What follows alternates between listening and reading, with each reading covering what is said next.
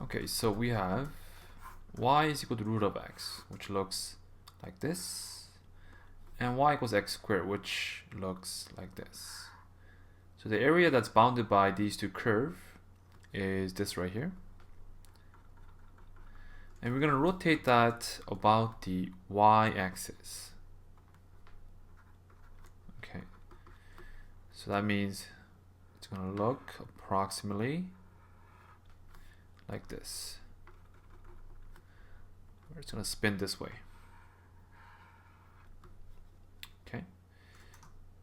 Okay, so I'm going to do this by the cylindrical discs, right? So here's a typical disc.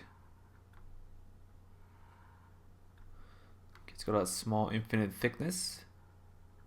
The thickness, as you can see, because it's going up and down, is dy, right?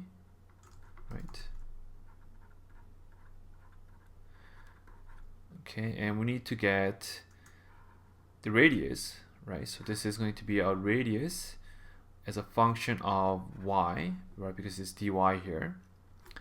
And that's what we need. So what is this? What's radius as a function of y? You can see that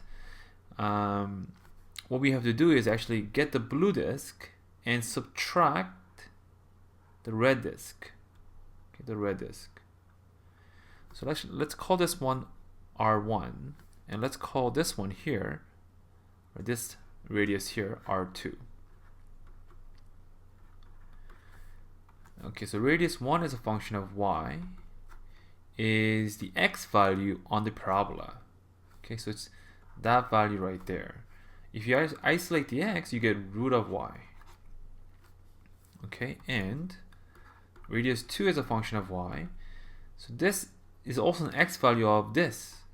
Okay, it's of the root functions. So if you isolate the x there, you get actually y squared. Okay, so from that, we know that they intersect at 1, 1.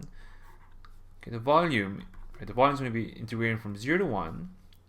Okay, pi, right, radius 1 squared, so root of y squared, minus y squared dy.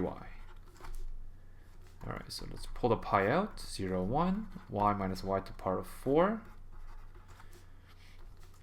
Okay, antiderivative, you get y squared over 2, y to the power of 5 over 5. Let's plug in 1 and 0 in here.